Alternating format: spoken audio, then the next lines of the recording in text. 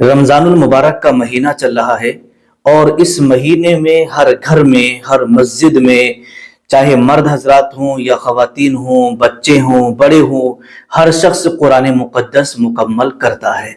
और इस महीने में ज़्यादातर लोग रोज़ा रख करके कुरान पाक पढ़ा करते हैं और वो अपने मरहूमीन के नाम से और किस किस के नाम से जो है कुरान मुक़द्दस ख़त्म किया करते हैं।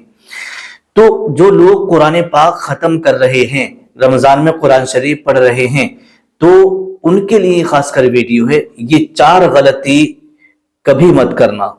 अगर कुरान शरीफ पढ़ते हुए आप ये 4 गलती करेंगे तो बजाय पढ़ने के उल्टा आपके ऊपर गुनाह होगा। अब वो 4 गलतियां कौन सी हैं? अब बड़े ध्यान से, बड़ी तवज्जो से मेरी बात को सुनिएगा। और कुरान का और रमजान का बहुत गहरा ताल्लुक है। सबसे पहले मैं आपको ये बता दूं, देखिएगा कुरान मुक़द्दस शहरु रमज़ान अल्लज़ी उन्ज़िला फ़ीहिल कुरान, अल्लाह तबारक व तआला इरशाद फरमाता है कि रमज़ानुल मुबारक के महीने में हमने कुरान पाक को नाजिल किया। इस महीने में यानी रमजान के महीने में कुरान पाक उतरा। और हदीस पाक के अंदर आता है अल्लाह के नबी सल्लल्लाहु तआला अलैहि वसल्लम और हजरत जिब्रील अलैहिस्सलातु वस्सलाम से रमजानुल मुबारक के महीने में दौर फरमाते थे। जैसे रमजान का मुबारक महीना आता तो हुजूर सल्लल्लाहु तआला अलैहि वसल्लम दौर फरमाते थे हजरत जिब्रील अलैहिस्सलातु वस्सलाम के साथ। तो इसलिए रमजानुल मुबारक का और कुरान मुक़द्दस का बहुत गहरा ताल्लुक है। अब आइएगा, लोग 4 गलती क्या करते हैं, एक एक करके बड़े ध्यान से आप सुनिएगा।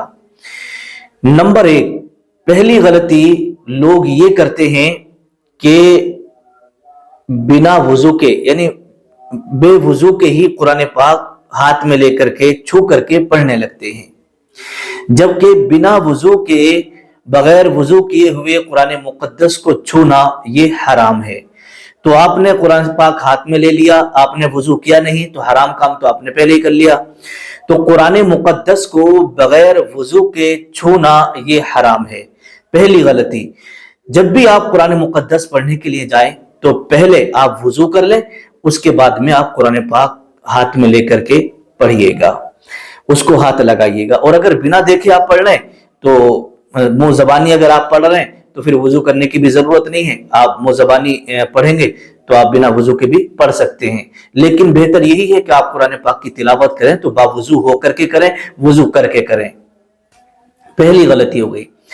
अब दूसरी गलती जो करते हैं लोग, वो ये करते हैं कि जब वो कुरान मुक़द्दस पढ़ना शुरू करते हैं ना, तो वो सिर्फ ऐसे पढ़ते हैं कि उनके अल्फाज कटते रहते हैं, मतलब अल्फाज की पूरी अदायगी नहीं हो पाती, अल्फाज कट रहे हैं। जो अल्फाज अदा होने चाहिए थे वो अल्फाज अदा नहीं हो रहे और बल्कि अल्फाज कटते चले जा रहे हैं और आप पढ़ते चले जा रहे हैं। तो ऐसा पढ़ना भी गुनाह है। क्यों? इसलिए कि जब अल्फाज कट जाएंगे तो कुछ से कुछ आप पढ़ेंगे तो उसका माना भी गलत होगा, और जब माना गलत होगा तो जाहिर सी बात है पढ़ना गुनाह भी होगा।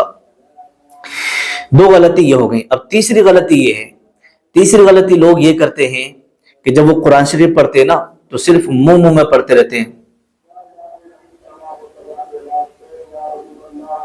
इस तरह सिर्फ नजरें चलती हैं, होठ बिल्कुल भी नहीं चलते हैं। उन्हें लगता है कि हम मन मन में कुरान शरीफ पढ़ रहे हैं। तो जो लोग मन मन में, दिल में कुरान शरीफ पढ़ते होते हैं और नजरों से सिर्फ देख रहे होते हैं, तो ये कुरान पढ़ना नहीं कहा जाएगा, सिर्फ कुरान पाक को देखना कहा जाएगा। देखने का सवाब मिलेगा, पढ़ने का सवाब आपको नहीं मिलेगा।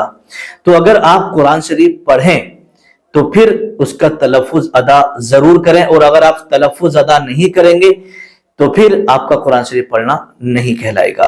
ये 3 गलतियां हो गई। अब चौथी गलती क्या करते हैं लोग? चौथी गलती वो ये करते हैं,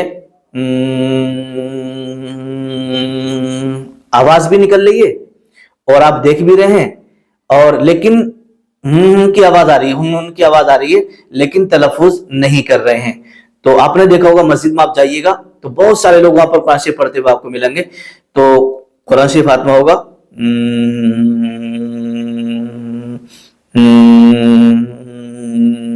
तो नाक में से आवाज निकाल रहे हैं, तो इस तरीके से भी कुरान शरीफ पढ़ना नहीं होता है।